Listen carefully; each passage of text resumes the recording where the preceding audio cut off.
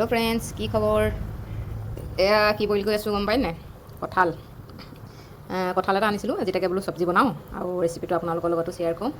এতিয়া এওঁ কাটি দিলে মিষ্টাৰে, মই কাটিবলৈ বেয়া পাওঁ, হাতত আঠা চাঠা লাগে। আৰু এতিয়া এয়া বইল হ'বলৈ দিছোঁ অকণমান। বেছিকৈও বইল নকৰোঁ, বেছি বইল কৰিলেও বেয়া লাগিব। এতিয়া অলপমান বইল হৈ লওক দেই। এইখিনি প্ৰায় হৈয়ে গৈছে, পূৰা নাই সিজোৱা। এতিয়া এয়া পানীটো যাবলৈ কাঢ়ি ল'ম এনেকৈ, এখন চাকনিত এনেকৈ পানীটো যোৱাকৈ কাঢ়ি ল'ম। আৰু এইফালে 3টা পিঁয়াজ লৈছোঁ, নহৰু লৈছোঁ, আদা লৈছোঁ, 2টা বিলাহী লৈছোঁ। সেইখিনি মই ধুনীয়াকৈ মিক্সিত পিচি ল'ম। আপোনালোকে খুন্দনাতো পিচিব পাৰে, কিন্তু পিচটো মিহি হ'লে খাই ভাল লাগিব, সেইটো কাৰণে পিচি ল'ম। একেবাৰে মিহি কৰি নেপেলাওঁ, অকণমান দৰদৰাকৈ ৰাখিম, তেতিয়াই খাই ভাল লাগিব দাঁতত লাগিলে। এতিয়া এইখিনি গোটেইখিনি ধুনীয়াকৈ সৰু সৰুকৈ অকণমান কাটি মিক্সিত দি ল'লোঁ। এতিয়া এইখিনি পিচি লওঁ। এতিয়া এখন কেৰাহী উঠাই দিছোঁ, ইয়াত অলপমান তেল দি ল'ম। তেলটো মই ইমান বেছি নাখাওঁ, সেইটো কাৰণে তেলটো কম দিছোঁ। মই বুলি নহয়, আমাৰ ঘৰত ইমান তেল নচলেই, সেইটো কাৰণে তেলটো কম দিছোঁ। পৰাপক্ষত বইল খাবলৈ বিচাৰোঁ, কিন্তু এইবিলাক চব্জিতটো তেল অকণ দিব লাগিব। এতিয়া তেল দি দিছোঁ অলপমান। এতিয়া তেলটো গৰম হোৱাৰ লগে লগে এইখিনি ইয়াতে দি দিছোঁ। ফুটি গৈছে। এইখিনি অকণমান ভাজি ল'ম। ভাজি ল'লে খাবলৈ ভাল লাগে, সেইটো কাৰণে অকণমান ভাজি ল'ম।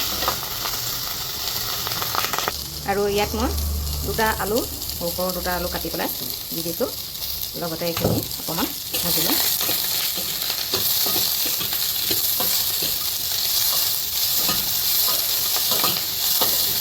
মিডিয়াম ফ্লেমত অকণমান এইখিনি ভাজি ল'ম। অকণমান হোৱালৈকে এতিয়া অকণমান ঢাক মাৰি দিম। আৰু এইফালে দেখিছেনে, মোৰ পেষ্টটো বনাই হৈ গ'ল। মই ইমান গুড়ি কৰি পেলোৱা নাই, অকণমান মানে হেৰিকৈ ৰাখিছোঁ, তেতিয়া খাবলৈ ভাল লাগে।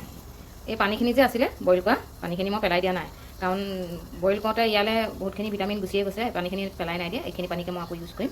সেইখিনি এতিয়া ধুনীয়াকৈ থৈ দিছোঁ। এতিয়া এইখিনি আধা ভজা হৈ গ'ল। এতিয়া কাঁহী এখনলৈ এইখিনি কাঢ়ি লওঁ।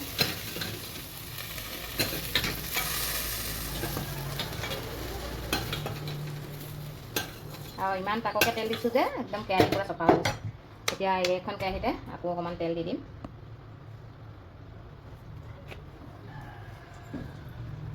তেলকণ অকণমান গৰম হ'বলৈ দিম। তেলখিনি গৰম হোৱাৰ পাছত মই ইয়াত কেইটামান পাঁচফোৰণ দি দিম। পেকেটটো খুলিবলৈ নহ'লে ডাইৰেক্ট দি দিছোঁ, কাৰণ কেৰাহী গৰম হৈ গ'ল।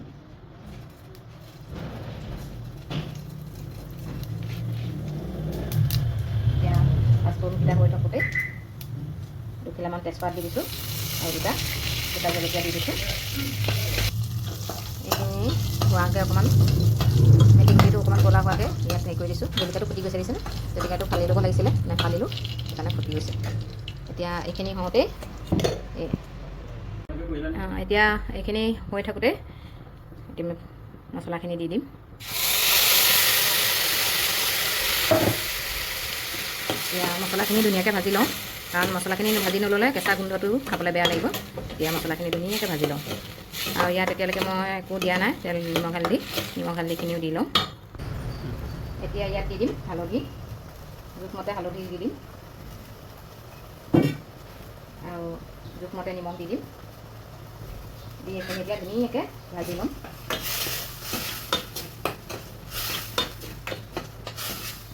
এইখিনি কেঁচা গোন্ধটো যোৱালৈকে ধুনীয়াকৈ ভাজি ল'ম। অকণমান ঢাক মাৰি থৈ দিওঁ। আৰু এইফালে এয়া প্ৰায় মছলা হৈয়ে গৈছে, মছলাখিনি হৈয়ে গৈছে। এতিয়া ইয়াত মই নিজে ঘৰতে মই পিচি থোৱা মছলা আছিলে, এয়া অকণমান ঢালি দিছোঁ। বজাৰৰ মছলা ইমান ইউজ নকৰোঁ, ঘৰতে বনাই লওঁ। এতিয়া এইখিনিও দি ধুনীয়াকৈ অকণমান আৰু 1-2 ছেকেণ্ড ভাজি লওঁ দেই। এয়া আধা ভাজি থোৱা কঁঠালখিনি ইয়াত ঢালি ধুনীয়াকৈ মিক্স কৰি দিম। এতিয়া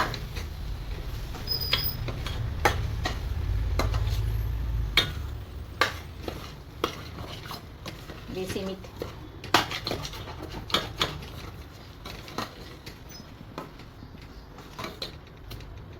আৰু ইয়াত এতিয়া এইখিনি যে পানীখিনি আছিলে সেইখিনি ইয়াত ঢালি দিলোঁ। পানীখিনিও লছ পোৱা নাইকিয়া, কাৰণ ভিটামিনটো তালৈ গুচি গ'ল যে, সেইটো কাৰণে। আৰু এতিয়া এইখিনি ধুনীয়াকৈ উতলিবলৈ দিম। আৰু এয়া চাওক ইমান ধুনীয়াকৈ উতলি আছে। পানীটো অকণমান সৰহ হৈ আছে, পানীটো অকণমান কম কৰিম, কাৰণ এওঁ ৰুটিৰ লগত খাম বুলি কৈছে। আৰু ল'ৰায়ো মানে দালি লাগিবই তাক, এইটো মিট বুলি কৈ খুৱাব লাগিব মনে মনে। আৰু ইয়াত জলকীয়া দিয়া নাইকিয়া, জলকীয়া অকণমান দিম, অকণমান লাহে লাহে। এতিয়া এয়া সিজি থাকক আৰু অকণমান সময় সিজি থাকক। ঢাক মাৰি আৰু অকণমান থৈ দিছোঁ, ধুনীয়াকৈ সিজি লওক। আৰু এতিয়া ফাইনেলি পূৰা ধোৱা হৈ গৈছে, মোৰ চব্জি ৰেডি।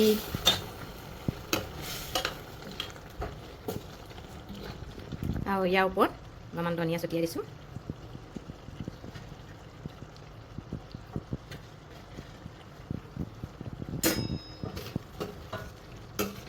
চব্জি ৰেডি হৈ গ'ল।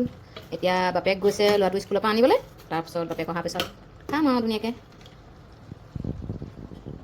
ইমান ধুনীয়া লাগিছে, মাংস ক'ৰবাতে থাকক আৰু মানে ইমানেই ধুনীয়া লাগিছে। আৰু টেষ্ট কৰি চাইছিলোঁ, খাবলৈও ধুনীয়া লাগিছে। তো আজিলৈ ইমানেই, আকৌ লগ পাম, তেতিয়ালৈকে বাই বাই।